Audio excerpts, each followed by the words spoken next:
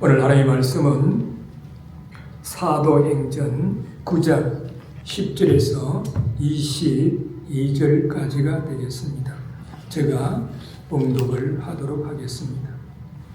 그때에 다메섹에 아나니아라는 제자가 있더니 주께서 환상 중에 불러 가라사대 아나니아야 하시거늘 대답하되 주여 내가 여기 있나이다 하니 주께서 가라사대 일어나 집가라 하는 거리로 가서 유다 집에서 다섯 사람 사울이라 하는 자를 찾으라. 제가 기도하는 중이다. 저가 아나니아라 하는 사람이 들어와서 자기에게 안수하여 다시 보게 하는 것을 보았느니라 하시거늘 아나니아가 대답하되 주여 이 사람에 대하여 내가 여러 사람에게 들어싸운즉 그가 예루살렘에서 주의 성도에게 적지 않은 해를 끼쳤다 하더니 여기서도 주의 이름을 부르는 모든 자를 결박할 권세를 대제사장들에게 받았나이다 하거늘 주께서 가라사대 가라 이 사람은 내 이름을 이방인과 임금들과 이스라엘 자손들 앞에 전하기 위하여 택한 나의 그릇이라. 그가 내 이름을 위하여 해를 얼마나 받아야 할 것을 내가 그에게 보이리라 하시니 아나니아가 떠나 그 집에 들어가서 그에게 안수하여 가로되 형제 사울아 주 곧 내가 오는 길에서 나타나시던 예수께서 나를 보내어 너로 다시 보게 하시고 성령으로 충만하게 하신다 하니 즉시 사울의 눈에서 비늘 같은 것이 벗어져 다시 보게 된지라. 일어나 침례를 받고 음식을 먹으며 강건하여지니라.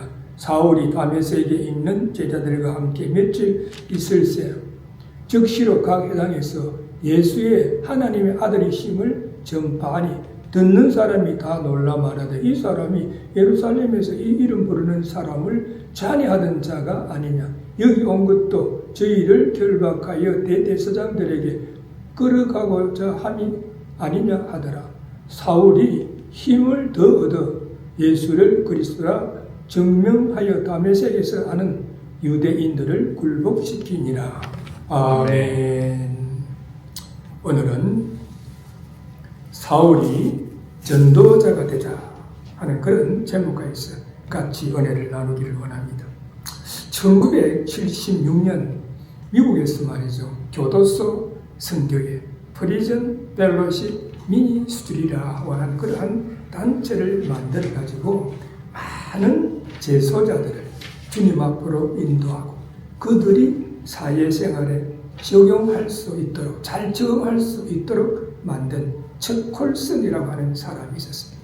그는요 미국에서 이름 있는 변호사였습니다.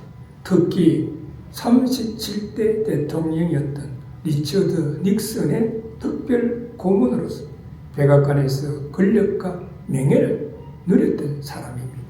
그는 말이죠.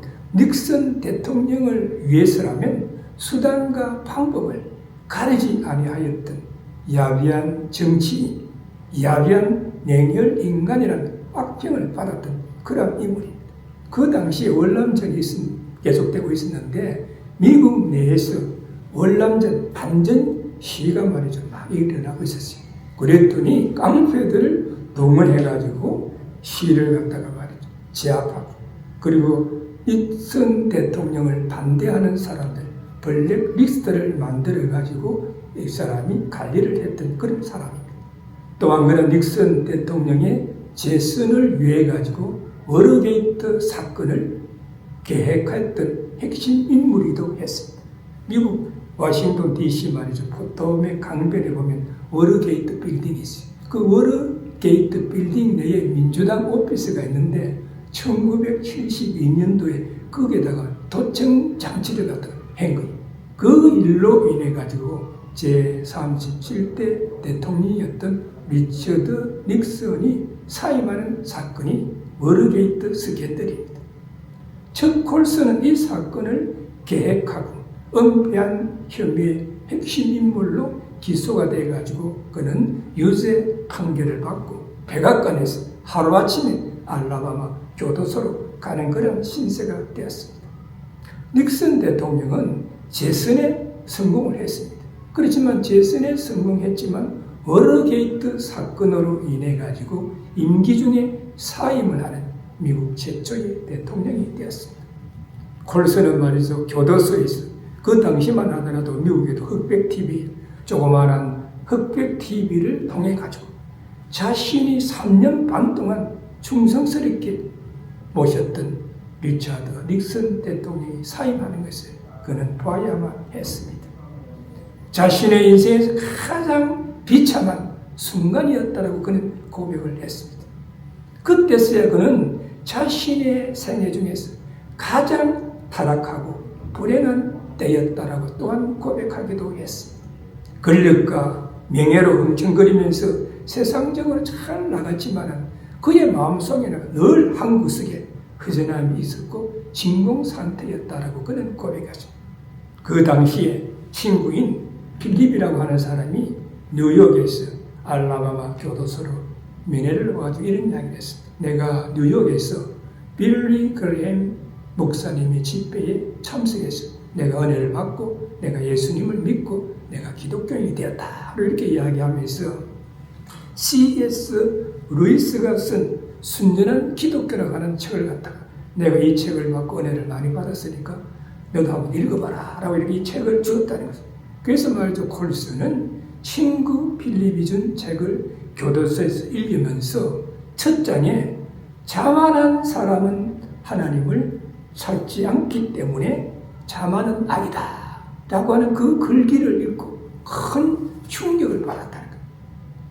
항상 말이죠. 대통령이 나를 찾고 있다는 말에 자만했던 자신의 과거 모습을 떠올리면서 참회의 눈물을 흘리게 되었고 그런 예수님을 만나게 됩니다.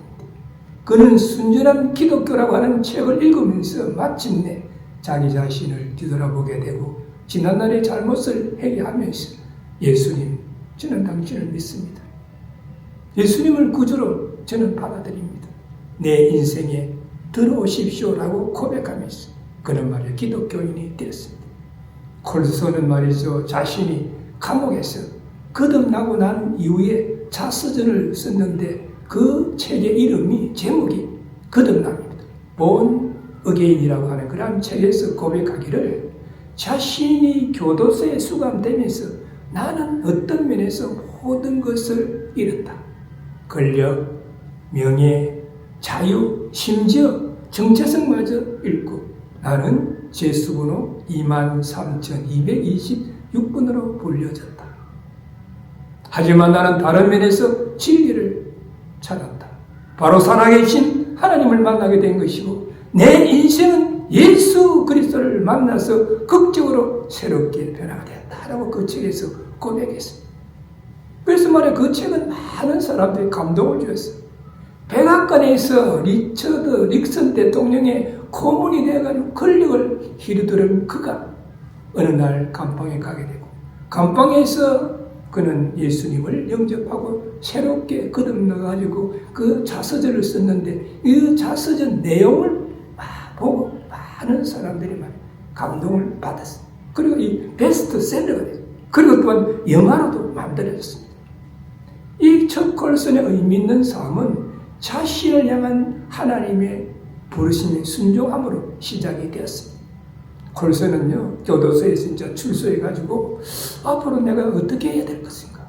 내가 이제 무엇을 하면서 살아야 될 것인가라고 생각하고 기도하는 중에 교도소 제수들에게 복음을 전하고 이들을 예수님의 제자로 만드는 것이 자신의 부르심이라고 이렇게 생각하고 받아들였어요. 그래서 말이죠. 그는 교도소 선교회, 프리즌 펠로십 미니스트리를 만들어가지고 사회에서 버림받고 멸시당하는 제수들을 직접 찾아가서 성경 공부를 인도하고 그리고 지금 교육을 시키고 그리고 제한 훈련을 실시해가지고 많은 제수들이 이를 통해서 예수님을 믿고 기독교인이 되고 그리고 제한해서 그렇게 성공했다는 것입니다. 그래서 그는 미국 전쟁에 기독교 집회에서 간정을 해달라는 초청을 많이 받았어요. 그래서 말이죠. 그는 강사로 가가지고 자신이 변화된 그러한 삶. 백악관에서 막강한 권력을 누리다가 교도소로 가게 되고 교도소에서 자신이 예수님을 받아들이게 된 과정. 그리고 자기가 또 교도소 선교회를 하게 된 그런 과정을 쫙 간증해가지고 많은 사람들이 은혜를 끼쳤어요. 그렇게 하다 보니까 또 이제 강사료를 얼마를 준 거예요. 그 강사료를 받는 것은 감옥협회라고 하는 것을 만드는데 사용을 했다는 거예요. 때를 같이 해가지고 감옥에서도 감옥에 가서도 죄수들에게 자신의 그 변화된 그 삶을 갖다가 간증했다는 것입니다. 그리고 또한 죄수들 가족들을 위해 가지고 케어위원회도 출범을 시켰습니다. 그리고 또한 성탄절 때마다 죄수들 아이들 수십만 명에게 천사의 나무 엔젤 출이라고 하는 그 프로그램을 통해 가지고 선물을 준다는 거예요. 아버지든 어머니든 감옥에 가 있으면 그 애들에게 성탄절 때 되면 막 선물을 나눠주는 그런 프로그램을 통해 가지고 애들에게 또 희망을 심어주는 거예요. 또한 감옥에 들어간 전력이 있는 자를 돕는 지원 단체까지 만들어가지고 그런 운영을 했었습니다. 흔히 우리 인간의 생애는 세 개의 동사로 표현이 된다고 누군가가 이야기를 했습니다. To want, 욕망, to have, 소유, 그리고 to run, 욕망과 소유를 위해서 달려가는 이 세 개의 동사를 가지고 우리 인생들은 살아간다라고 이야기를 했습니다. 그러나 이 세 개의 동사로만 인생을 살아간다라고 하면 어쩌면 허무한 인생이 되고 말지도 모릅니다. 정말로 빼놓고 살아서는 안 될 가장 중요한 동사가 하나가 더 있는데 그것은 to be, 어떤 인간이 될 것인가 하는 것입니다. 어떤 인간이 될 것인가, to be라고 하는 것이 중요한 것이죠. 전도서 1장 2절에 보면 헛되고 헛되며 헛되고 헛되니 모든 것이 헛되도다 라고 우리의 인생의 허물을, 인생이 한계와 같음을 말씀하고 있지만은 전도서 12장 13절에 결론적으로 이렇게 이야기합니다. 일의 결국을 다 들었으니 하나님을 경외하고 그 명령을 지킬지어다. 이것이 사람의 본분이니라 라고 이렇게 결론적으로 이야기를 하고 있습니다. 즉 항상 하나님을 경외하고 하나님의 말씀을 지켜 행하려고 노력하는 삶과 신앙생활이 인간으로 하여금 인간이 될 수 있게 하는 근본적인 요소다라고 이렇게 말씀을 하고 있습니다. 만약에 척 콜슨이 워터게이트 사건으로 감옥에 가지 아니하고 계속해서 말이죠, 닉슨 대통령의 핵심 참모로 권력을 유지했다라고 하면 그의 인생이 어떻게 끝이 났겠습니까? 그러나 그는 감옥에 가는 고난을 통해서 예수 그리스도를 구주로 영접함으로 구원함을 받고 그의 인생이 새롭게 변화되었을 뿐만 아니라 죄수들과 그 가족들을 전도하는 하나님의 위대한 일꾼이 되었다는 사실입니다. 이것을 통해서 볼 때 우리의 인생 여기에서 예기치 못했던 고난과 한난이 닥친다라고 하면 그것은 우리를 파멸하는 것이 아니라 그 고난과 한난을 내가 지혜롭게 이겨나가려고 노력하면 우리의 인생이 변화될 수 있는 계기가 된다는 것입니다. 이와 같이 오늘 본문 속에 사울이라고 하는 청년은 세상적으로 많은 학문을 가지고 있었습니다. 율법으로도 정통한 그런 교육적을 배경을 가지고 있었고 또한 좋은 가문과 또 자신의 열심과 충성심을 가지고 세상적으로 잘 나가던 그런 청년이었습니다. 그런 그가 예수 믿는 자를 핍박하고 교회를 잔멸하려고 예루살렘에서 권력을 휘두르고 세상적인 표현을 한다면 미천개처럼 날뛰다가 어느 날 다메섹에 예수 믿는 자를 잡아오기 위해 가지고 내려가고 있었습니다. 그날 다메섹에 거의 다다랐을 때 홀연히 하늘로서 태양보다도 더 밝은 빛이 그를 뚫어 비치면서 그는 예수님의 음성을 듣게 되었고 그 일로 인해 가지고 눈먼장님의 상태에서 회개의 역사가 일어나게 된 것입니다. 특히 오늘 본문에서는 예수님께서 아나니아라고 하는 제자를 통하여 눈먼장님의 상태에 있는 사울을 안수하게 하셔서 육신의 눈을 뜨게 하셨을 뿐만 아니라 영적인 그런 눈을 뜨게 하여 주셨어요. 이방인을 위한 복음 전도자의 길을 가게 하는 그러한 내용이 오늘 본문 속에 담겨져 있습니다. 그래서 오늘 본문의 첫 번째 봤던 10절에서 16절에 보면 아나니아가 본 주님의 환상에 대해서 말씀하고 있습니다. 주님께서 아나니아에게 환상을 통해서 메시지를 주었다는 거예요. 그 준 메시지의 첫 번째는 사울을 안수하도록 했다라고 10절에서 12절에 말씀하고 있습니다. 여기 10절에 보니까 그때에 다메섹에 아나니아라는 제자가 있더니 주께서 환상 중에 불러 가라사대 아나니아야 하시거든 대답하되 주여 내가 여기 있나이다. 그때에 하는 것은 사울이 다메섹 도사에서 눈먼 장님이 되어가지고 사흘 동안 보지 못하고 식음을 전폐하고 있을 때를 말합니다. 그때에 주님께서 다메섹에 있는 제자 아나니아를 부르셔가지고 환상을 통해서 말씀을 하십니다. 환상이라고 하는 것이 무엇입니까? 꿈이 아닌 의식이 깨어있는 그런 상태에서 초자연적인 어떤 음성을 듣는다든지 그렇지 않으면 초자연적인 어떤 현상을 보는 것을 환상이라고 하는 것입니다. 그러면 환상을 통해서 들려주신 메시지가 무엇인가? 11절에서 12절에 말씀하고 있습니다. 주께서 가라사대 일어나 치과라 하는 거리로 가서 유다 집에서 5 사울이라는 자를 찾아라. 저가 기도하는 중이다. 저가 아나니아라는 사람이 들어와서 자기에게 안수하여 다시 보게 하는 것을 보았거늘 하시거나.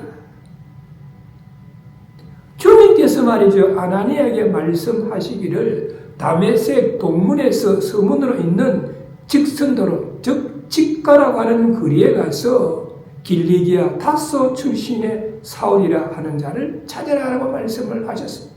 왜냐하면 하나님의 계획 가운데서 사울이라고 하는 그 청년이 직가 거리의 유다 집에서 눈먼 장님이 돼가지고 자신의 지난날의 잘못과 어리석음을 뉘우치고 회개하며 기도하고 있는데 기도하는 중에 주님께서 사울에게도 환상을 통해 가지고 주님의 제자 아나니아를 통해서 치유의 안수를 받고 다시 보게 될 것이라고 환상으로 보여주었다는 거예요.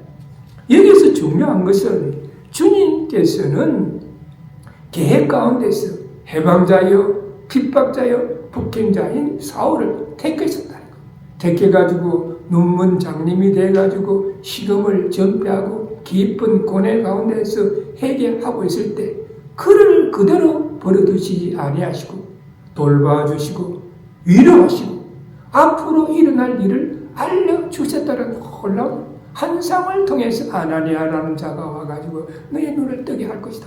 그리고 앞으로 어떻게 알려주셨다니. 이러한 일을 자기가 당했을 때 사울은 주님의 사랑을 다시 한번 느끼게 되었을 것이고 더욱더 자기 자신을 쳐서 예수 그리스도에게 복종시키는 연단의 시간을 가졌으리라 이렇게 생각을 합니다. 그래서 말이죠. 주님께서 아나니아에게 사울에게 안수해라 라고 이렇게 이야기를 했더니 이 아나니아는 사울을 잘 믿지 못하는 거예요. 그 내용이 13절에서 14절에 나와 있습니다. 아나니아가 대답하되 주여 이 사람에 대하여 내가 여러 사람에게 더 싸운즉 그가 예루살렘의 주의 성도에게 죽지 않은 해를 끼쳤다 하더니 여기서도 주의 이름을 부르는 모든 자를 결박할 권세를 대제사장들에게 받았나이다 하거나. 주님의 말씀에 아나니아의 답변은 사울에 대한 불신으로 가득 차 있습니다. 또한 주의 성도들을 핍박하던 개수의 우두머리에게 안수해가지고 앞을 보게 하라는 주님의 말씀으로 인해가지고 큰 근심에 쌓였을지도 모릅니다. 왜 하필이면 이런 사람에게 나를 보내가지고 안수하라는 것이 하는 불만이 생겼을지도 모릅니다. 왜냐하면 아나니아가 말이죠. 여러 사람을 통해가지고 사울에 대한 소문을 들었는데 그가 예루살렘에서 주의 성도들을 남녀노소 가리지 아니하고 잡아다가 옥에 넣는 핍박자이고 교회를 찬멸하려고 하는 자였고 또 다메섹에 온 것도 주의 성도들을 잡아가기 위해서 대제사장들에게 권세를 이어받아가 온 자였기 때문입니다. 즉 사울의 악명이 말이죠. 예루살렘에서 다메섹까지 퍼져 있습니다. 그래서 아나니아가 들었다는 거예요. 그리고 주님이 가서 안수를 해라 하는데 이런 사람한테 안수를 해야 될 이유가 무엇인가 하는 그런 생각을 하게 돼요. 그래서 본절에서 아나니아가 주님의 명령임에도 불구하고 사울을 데려오는 일에 선뜻 응하지 못하고 주저하고 있는 모습을 우리는 보게 됩니다. 이 사실은 9장 26절에 보면 사울이 예루살렘에 가서 제자들을 사귀고자 하나 다 두려워하여 그의 제자됨을 믿지 아니라 하라고 말씀합니다. 후일 세월이 흐르고 난 후에 사울이 말이죠, 예루살렘 올라가가지고 예수님의 제자들을 하고 사귀려고 했는데 제자들이 다 아니 저 사람이 회심인데 아니 믿을 수 이렇게 하더라는 거예요. 그래 이때 그러니까 사울이 예루살렘에 가서 제자들을 사귀고자 했을 때는 다메섹에서 회심을 한 지 한 3년 정도 세월이 흘렀다는 거예요.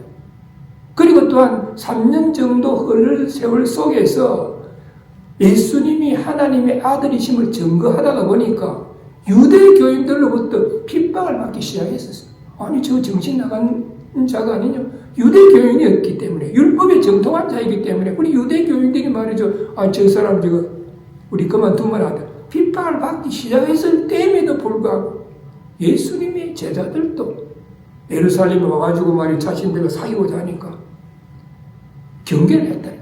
오랜 시간이 흐르고 또 사울이 예수님의 이름을 전파해가지고 핍박을 받기 시작했을 때였는데도 제자들은 그가 참으로 회심했다라고 믿지 아니하고 그가 사귀고자 했는데도 경계를 했다. 어떻게 보면 이런 일을 통해서 볼 때 아나니아가 사울에 대해서 주님의 말씀대로 안수하는 것을 갖다 끌어했을지라고 우리는 볼 수가 있는 것이죠. 이때 주님이 뭐라고 말씀하십니까? 사울의 회심을 통한 주님의 계획을 갖다가 아나니아에게 이야기합니다. 15절에 보니까 주께서 가라사대 가라! 이 사람은 내 이름을 이방인과 임금들과 이스라엘 자손들 앞에 전하기 위하여 택한 나의 그릇이라. 근심과 불만으로 반문하는 아나니아에게 주님께서는 가라! 라고 명령어를 먼저 사용하시면서 그 이유를 설명을 하시는 거예요. 이는 사울에 대한 주님의 계획이 영원전부터 준비된 것이기 때문에 변경될 수 없다는 확실성을 갖다가 시사해 주고 있습니다. 그것은 주님의 이름을 이방인과 임금들과 이스라엘 자손들에게 전하도록 하기 위해서 주님께서 택한 그릇이다라고 말씀하고 있습니다. 이와 같이 사울은 무엇보다도 먼저 이방인 전도를 위한 그런 이방인 선교를 위한 부르심이 있었다라고 우리는 볼 수가 있습니다. 그래서 말이죠. 사울은 회심을 통해 그러한 사실을 바르게 깨달아 알게 되었고 훗날 이름이 바울이 되어가지고 하나님께서 맡기신 사명을 갖다가 잘 감당했다. 하나님의 부르심대로 선교 여행을 3번이나 다니면서 많은 영혼들을 구원했다고 우리는 볼 수가 있습니다. 로마서 1장 14절에 보면 헬라인이나 야만이나 지혜 있는 자나 어리석은 자에게 다 내가 빚진 자니라. 빚진 세상적으로 빚을 진 사람은 어떻습니까? 빚을 갚아야 되지 않습니까? 이처럼 사도 바울은 헬라인이라고 표현된 이방인들 또 그렇지 않으면 야만인이나 그렇지 않으면 지혜 있는 자나 또 그렇지 않으면 어리석은 자 모두에게 복음의 빚을 짓다라고 그런 표현을 하고 있습니다. 이 말은 그들에게 복음을 전해야 할 빚을 지고 있다 하는 그런 말씀이 되는 것입니다. 갈라디아서 2장 8절에 보니까 베드로에게 역사하사 그를 할례자의 사도로 삼으시니가 또한 내게 역사하사 나를 이방인에게 사도로 삼으셨느니라 말고 이 말씀하고 있습니다.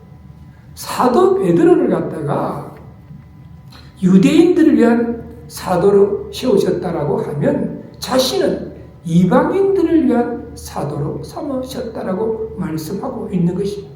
그래서 말이죠. 사울은 사도행전 24장에 보면 유대 총독 벨릭스에게 복음을 전했다라고 이야기를 하고 25장에서는 베드로에게 복음을 전하고 26장에서는 유대왕 아그리빠에게 복음을 전하고 디모데후서 4장 16절에서 17절에서는 로마 황제 가이사에게까지도 복음을 전했다라고 말씀하고 있습니다.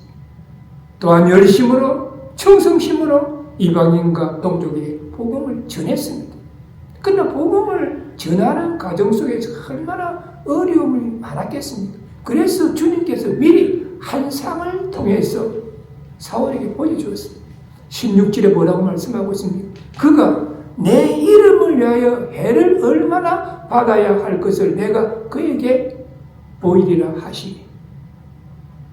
사울은 복음 전도자가 된 후에 말이죠. 말로 표현할 수 없는 고난과 한난을 무수히 받았습니다. 그래서 고린도후서 11장 23절에서 22절에 보면 그가 받은 고난에 대해서 고백하고 있습니다. 수고를 넘치도록 하고 옥에 갇히기도 하고 매를 수없이 맞고 여러 번 죽을 뻔하였으면 유대인들에게 40에 하나 감해주는 매를 5번 맞았으면 3번 태창으로 맞고 1번 돌로 맞고 3번 파설하는데 일주일을 기쁘면서 지냈다라고 말씀하고 있습니다. 그는요 복음을 지나면서 수고를 너무 많이 했다. 그는 목마를 때가 있었고 배고픔이 있었을 것이고 추위와 더위에도 그는 싸워야 했습니다. 그리고 옥에 갇힐 때 복음을 전하다가 말이야 감방에 가기도 하고 또 잡히가 사람들에게 수없이 매를 맞고 죽을 뻔했다는 거예요. 그리고 유대인들에게 40에 한 대 감해주는 매를 5번 맞아요. 이 말은 뭐냐면 그 매를 40대를 때리려고 하다가 잘못하면 41대를 때릴 수가 있으니까 유대인들에게는 39대만 때렸다는 거예요. 그것을 갖다가 5번 맞았다는 거죠. 5번. 그 3번 태창으로 봐요. 이게서 말하는 태창이라고 하는 것은 채찍으로 만드는데 채찍 끝에다가 별 모양으로 생긴 납을 달아가지고 그것을 때리면은 그것이 말이야 살 속에 파고들어가지고 뜰이 나올 때 되면 피가 튀고 살이 뜯기지 나오는 그런 태창에 3번이나 맞았다. 그리고 또 돌로 맞아서 죽을 뻔하고 그리고 또한 배가 파선해가지고 일주일을 생사에 갈린 끓여서 오르락가락 한 것이 3번이나 있었다라고 그는 고백합니다. 그리고 최후에는 어떻게 됐습니까? 로마에서 그는 순교를 당했습니다. 그래서 우리가 말이야 신앙생활을 바르게 하려고 하면 때로는 고난이 닥치. 그래서 예수님께서 뭐라고 말씀하셨습니까? 자기를 부인하고 자기 십자가를 지고 나를 따르라고 마태복음 16장 24절에서 말씀을 하셨습니다. 그런데 문제는 한국 기독교인들은 자기 십자가를 지는 것이 아니라 기복신앙에 빠져 있다. 자기 십자가를 지고 주님을 따르는 것이 아니라 예수님을 믿으면은 기복신앙에 의해 가지고 뭐든지 잘 돼야 된다. 가정도 잘 되고 자녀들도 잘 되고 돈도 잘 벌고 하는 일도 다 형통해야 된다라고 하는 그런 생각에 빠져 있다는 것입니다. 우리가 바르게 알아야 하는 것은 성경에 나오는 믿음의 일꾼들은 다 고난을 통해서 훈련받고 연단을 받은 후에 하나님의 위대한 일꾼이 되었다는 사실입니다. 고난을 통해서 축복을 받았다는 사실입니다. 하나님은 고난을 이긴 자에게 상을 주시고 복을 내려주시는 것입니다. 그러므로 고난은 우리에게 복을 주시기 위한 역설적인 방편이다라고 우리는 볼 수가 있는 것입니다. 그래서 말이죠. 주님께서는 환상을 통해 가지고 아나니아에게 사울을 찾아가서 안수를 하라고 이렇게 말씀을 하시고 이제 오늘 본문의 2번째 파트에게는 아나니아를 통해서 역사하시는 주님에 대해서 17절에서 18절에 말씀하고요. 아나니아를 통해서 주님은 어떤 역사를 하라고 하냐면 첫째는 사울을 성령으로 충만하게 하라고 17절에서 말씀하고 있습니다. 아나니아가 떠나 그 집에 들어가서 그에게 안수하여 가로되 형제 사울아 주 곧 내가 오는 길에서 나타나시던 예수께서 나를 보내어 너로 다시 보게 하시고 성령으로 충만하게 하신다 하니 신실한 제자 아나니아는 사울에 대한 의욕과 불만의 마음을 가지고 있었지만 주님의 명령에 지체 없이 순종해가지고 사울이 있는 곳으로 갔습니다. 그리고 사울을 갖다가 형제라고 부르면서 내가 다윗의 길에서 예수님의 음성을 들었을 터인데 나는 그 주님의 보내심을 받아서 왔고 그분이 나를 통하여 능력으로 안수하니 다시 보게 될 것이며 성령으로 충만하게 하신다라고 말씀하고 있습니다. 사울이 말이죠. 성령으로 충만할 수가 있었던 것은 그의 참회가 진실된 뿐만 아니라 주님을 구주로 영접하여 참된 그리스도인이 되었기 때문에 이를 증거하는 것이다 라고 우리는 볼 수가 있습니다. 뿐만 아니라 이는 사울이 성령의 강건케 하신 것, 인도하심을 따라서 이방 선교의 사명을 감당하게 될 것임을 암시하고 있다라고 우리는 볼 수가 있습니다. 그러면 우리가 말이죠. 성령 충만한 삶과 신앙생활을 하기 위해서는 어떻게 해야 할 것인가? 우리가 말이죠. 대개 보면 성령 충만을 이해하기를 방언으로 말하고 방언으로 기도한다든지 그렇지 않으면 예언을 한다든지 이런 걸 보고 성령 충만이다라고 이야기하고 생각하는 경향이 있습니다. 그러나 성령 충만이라고 하는 것은 성령의 인도하심을 받는 것이 성령 충만인 것입니다. 요한복음 14장 26절에 보면 성령 그가 너희에게 모든 것을 가르치시고 내가 너희에게 말한 모든 것을 생각나게 하시리라. 예수님께서 성천하시기 전에 제자들에게 내가 너희들에게 성령을 보낼 테인데 성령님께서 너희들을 가르치고 내가 공생의 기간 중에 너희들에게 말한 것을 너희들이 이해하지 못했던 것을 성령님께서 너희들에게 그것을 깨닫게 할 것이다 라고 이렇게 말씀을 하시는 거예요.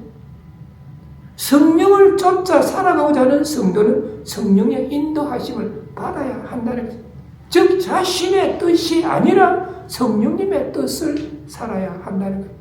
왜냐하면 우리 인간은 한 치 앞도 내다볼 수가 없고 우리 인간의 능력과 지식은 한계가 있기 때문에 그러므로 나 자신의 생각과 판단만을 쫓아 행할 때 어쩌면 실패와 좌절을 경험하게 될 것입니다.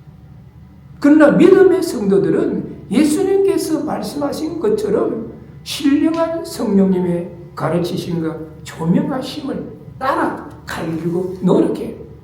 언제 어디서 무엇을 하든지 간에 기도와 말씀을 통해서 성령의 뜻이 무엇인지 분별하고 성령님의 인도하심을 쫓아갈 때 우리는 바른 길로 걸어갈 수가 있는 것이고 우리가 행하는 일이 형통케 되는 역사가 일어나게 되는 것입니다. 두 번째는 사울이 말이죠. 아나니아를 통해서 안수를 받았을 때에 육안이 밝아지고 영안이 밝아졌다라고 18절에서 말씀하고 있습니다.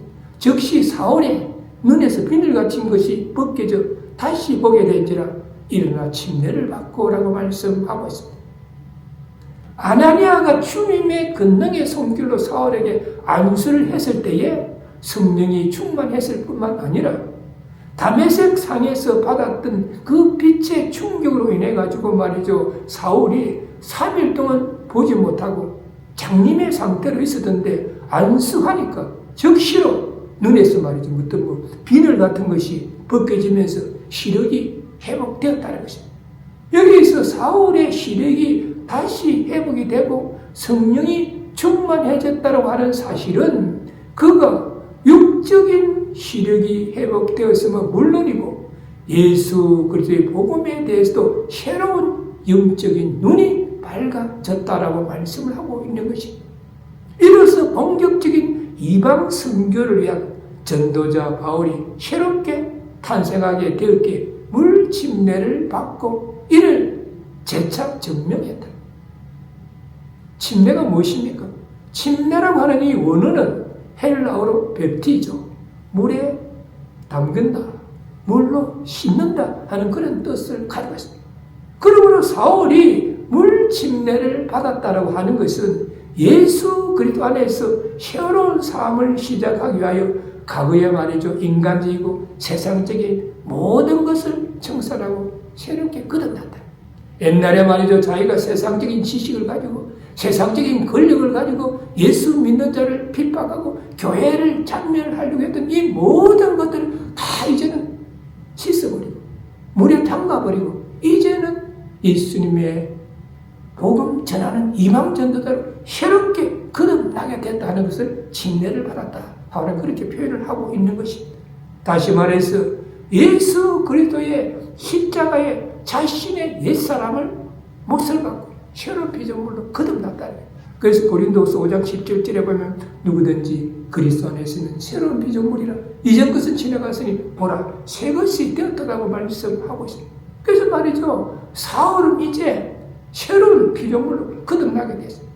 그래서 아나니아의 안수를 통해서 사울이 거듭난 후에 어떻게 되었는가에 대해서 오늘 본문의 세 번째 파트인 19절에서 22절에 말씀하고 있습니다. 아나니아를 통해서 안수를 받고 새로운 피조물로 거듭난 후에 사울은 즉시로 복음을 전했다라고 19절에서 27절에 말씀하고 있습니다. 음식을 먹으며 강건하여지니라.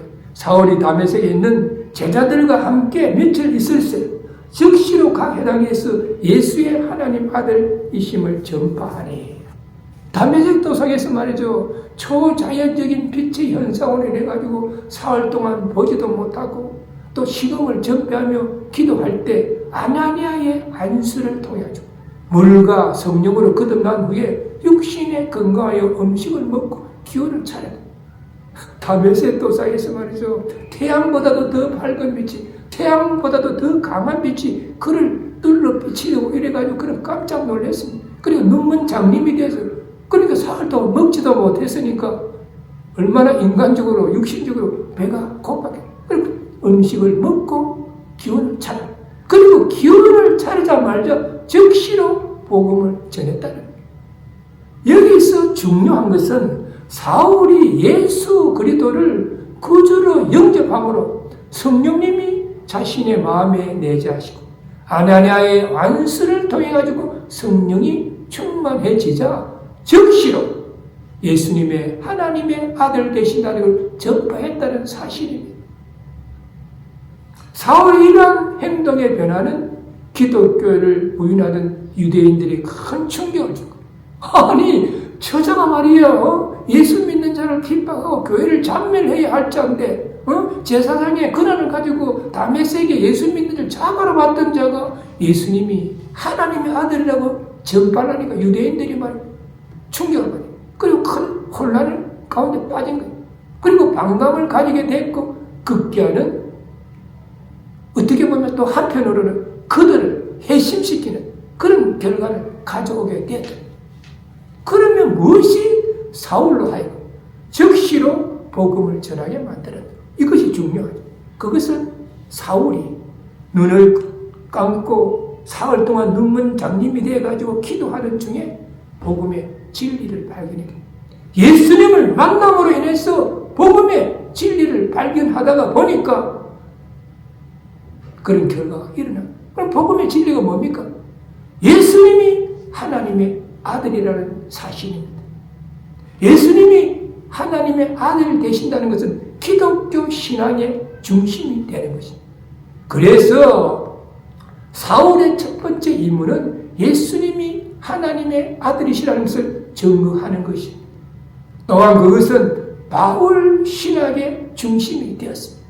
그리고 바울의 전도와 선교의 중심이 된 것입니다. 여기서 우리는 훗날 바울의 전도에 대한 생각을 한번 해볼 필요가 있습니다. 그는 회심을 하고 난 후에 주님을 믿는 즉시로 복음을 전파하고 주위의 많은 사람들에게 신선한 충격을 주었습니다. 사실 말이죠. 처음 믿고 그 은혜에 감격할 때 믿음의 열정이 가장 뜨겁게 나타날 때고 믿지 않는 이들에게도 신선한 감동을 줄 수가 있습니다. 예수 믿지 않는 자들이 말이죠. 예수 그리스도를 다 영접하면 그게 뭡니까? 그때에 그 기쁨이 있고 감격이 있지 않습니까? 특히 예수 믿는 자에 대해서 비판하고 교회에 대해서 비판하는 자가 예수님을 믿고 나면 그 마음속에 더 기쁨이 있고 행복이 넘치나게 돼요. 그리고 또 주위 사람들에게 충격을 주는 수가 있는 것이죠. 그러면 우리 믿는 자들은 누구든지 복음 전파의 사명을 갖다가 우리는 회피한다거나 외면해서도 안 돼요. 처음에 예수 그리스도를 만났을 때 그 기쁨, 감격, 그 첫사랑에 회복이 되어가지고 우리는 복음을 전하는 열정을 가져야 된다는 그런 이야기. 그래서 사울은 자신이 말이죠. 성령 충만해지고 그리고 이방인 사도로 그는 나자마자 즉시로 복음을 전해야 돼. 두 번째로는 힘을 다해서 복음을 전했다라고 21절에서 22절에 말씀하고 있습니다. 21절에 보니까 듣는 사람들이 다 놀라 말하되 이 사람이 예루살렘에서 이 이름 부르는 사람을 찬양하던 자가 아니냐. 여기 온 것도 저희를 결박하여 대제사장들에게 끌어가고자 함이 아니냐 하더라. 사울이 말이죠. 예수님이 하나님의 아들이라는 진리를 전파했을 때 듣는 사람들이 귀를 갖다 의심해. 다 놀라서 말했습니다. 아니 이 사람이 예루살렘에서 예수의 이름을 부르는 자들을 잡아다가 잔해하고 다메섹에 온 것도 예수 믿는 자들을 결박해가지고 대제사장들에게 끌어가기 위해서 온 자가 아니냐. 그런데 어떻게 하여 이 사람이 예수가 하나님의 아들이심을 증거할 수 있단 말이에요. 많은 사람들이 깜짝 놀라고 많은 사람들이 수근거리기 시작했다는 것이죠. 이것은 말이죠. 사울이 완전히 변화되었음을 보여주는 것이고 또한 복음으로 변화된 자들은 주위 사람들이 놀랄 정도로 강하고 담대하게 복음을 전해야 함을 후세대의 모든 믿는 자들에게 보여주고 있다고 우리는 볼 수가 있습니다. 22절에 보니까 사울이 힘을 더 얻어 예수를 그리스도라 증명하여 다메섹에 사는 유대인들을 굴복시키니라. 복음을 증거하노라 보면은 어떻게 보면 사실 믿지 않는 자들에게 비판을 받을 수가 있고 또 눈에 보이지 않는 핍박을 받을 수도 있고 그러지 않으면 직접적인 박해를 당할 수도 있습니다. 그러나 사울은 조금도 굴하지 아니하고 오히려 힘을 다해서 담대히 복음을 증거했다라고 말씀하고 있습니다. 즉 성령 충만함을 입어가지고 힘을 다해가지고 예수님은 하나님의 아들이시오 그리스도이시오 구약에 예언된 메시아이심을 증거했다라고 말씀하고 있습니다. 이것은 말이죠. 사울이 바울로 이름이 바뀌어가지고 일생 동안 증거한 메시지의 핵심이었다고 우리는 볼 수가 있습니다. 그 결과 어떻게 됐습니까? 다메섹에 많은 유대인들이 예수는 그리스도라는 메시지 앞에 굴복했다. 많은 유대인들을 굴복시켰다고 이야기하고 있지 않습니까? 사울의 변화된 모습을 보고 그리고 복음의 진리를 듣고 유대인들이 주님 앞에 돌아왔다고 말씀하고 있습니다. 그래서 힘을 다해서 최선을 다해서 노력하는 것은 우리 인생에서 성공할 수 있는 비결입니다. 신앙생활에서는 하나님의 축복을 받을 수 있는 비결이 된다는 사실을 우리는 알아야 됩니다. 그래서 말이죠. 전도와 선교라고 하는 것은 영혼을 사랑하는 행위입니다. 주님을 사랑하는 증거다라고 우리는 볼 수가 있습니다. 우리가 진실로 주님을 사랑한다라고 하면 주님의 지상명령인 전도와 선교에 우리는 온 힘을 다해서 해야 될지도 믿습니다. 우리가 진심으로 가족을 그리고 친척을 이웃을 사랑한다라고 하면 전도하지 않고는 우리는 못 견딜 것입니다. 에레미야 선지자는 입을 다물고 있으면 그의 심정이 불붙는 것과 같아서 견딜 수가 없어가지고 나가서 외쳤다라고 말씀하고 그리고 우리도 입을 다물고 있으면 내 마음이 불붙는 것 같이 견딜 수가 없어가지고 예수 그리스도가 하나님의 아들이심을 증거할 수 있는 믿음의 소유자가 되어야 한다는 그런 이야기가 되는 것입니다. 오늘 우리는 본문을 통해서 다음과 같은 교훈을 얻을 수가 있습니다. 첫째는 사울을 핵심시키는 하나님의 섭리와 계획은 인간의 이성과 판단을 초월합니다. 그렇죠. 다메섹 도상에서 말이죠. 태양보다 더 강한 빛이 그를 둘러비치고 예수님의 음성을 듣게 되고 그가 말이죠. 논문 장님이 돼가지고 주님 앞에 이방인 전도자로 돌아오는 그런 그 과정을 우리 인간의 이성으로 이해할 수 없습니다. 판단할 수 없습니다. 그러나 하나님의 섭리 가운데서 하나님의 계획 가운데서 이루어졌다는 사실입니다. 두 번째 사울은 핵심 후에 적시로 힘을 다해서 복음을 전했다. 그래서 우리 믿는 자들도 사울의 이러한 신앙의 자세를 본받아가지고 우리도 온 힘을 다해서 복음을 전할 수 있는 믿음의 소유자가 되어야 한다는 것입니다. 우리 모두 바울의 신앙을 본받아가지고 적시로 듣는 사람들이 놀랄 정도로 힘을 다하여 예수님은 하나님의 아들이시여 그리스도이심을 우리가 증거해가지고 주님의 지상 명령을 잘 수행할 수 있는 믿음의 소유자들이 되시기를 주님의 이름으로 축원합니다. 아멘. 기도하시겠습니다. 사랑의 주님, 적은 사울의 날씨 속에 오늘도 저희들이 주님의 이름으로 모여있어 신령과 진정으로 하나님 앞에 예배드리게 하시고 또한 진리 말씀 안에서 은혜를 나눌 수 있게 하시니 감사를 드립니다. 오늘 본문 속에 사울은 다메섹 사건으로 인해 가지고 눈먼 장님이 되어서 식음을 전폐하고 사흘 동안 하나님 앞에 기도하고 있을 때 우리 주님께서 아나니아에게 환상으로 나타나셔서 말씀함으로 아나니아가 사울을 찾아가서 안수하였을 때 그가 성령이 충만하여지고 그가 육신의 눈을 떴을 뿐만 아니라 영안이 밝아지고 또한 침례까지 받음으로써 하나님의 계획 가운데서 이방인 전도자로 거듭나게 되었다고 말씀하시고 사울이 이방인 전도자로 거듭났을 때에 그는 즉시로 예수님이 하나님의 아들이심을 증거하고 온 힘을 다하여 예수님이 하나님의 아들이심을 증거하였다고 말씀하셔서 우리 모두 오늘 이 교훈의 말씀을 다시 한번 바르게 깨달아 알게 하시고 우리도 새 사람으로서 이 지역사회의 전도를 위해서 또 세계 복음화를 위해서 선교할 수 있는 온 힘을 다하여 달려갈 수 있는 믿음의 소유자들이 될 수 있도록 우리 모두를 인도하시고 넘치도록 축복하여 주옵소서. 우리 주 예수 그리스도의 이름으로 간절히 기도드리옵나이다. 아멘. 지금은 길이요 진리요 생명이 되시는 우리 주 예수 그리스도의 은혜와 어렵고 힘든 우리들의 삶이 여정이지만 영원한 하늘나라를 바라보는 소망 가운데 살아가게 하신 하나님의 크신 사랑과 오늘도 우리들의 마음 가운데 내재하시고 감화감동케 하시는 성령님의 역사하심 오늘 전구된 말씀을 다시 한번 붙잡고 언제 어디서나 누구에게나 온 힘을 다해서 예수님이 하나님의 아들이심을 증거하기를 소원하는 이 자리에 머리숙인 모든 분들과 그 가정과 삶의 현장 위에 지금으로부터 영원까지 함께할지어다. 아멘.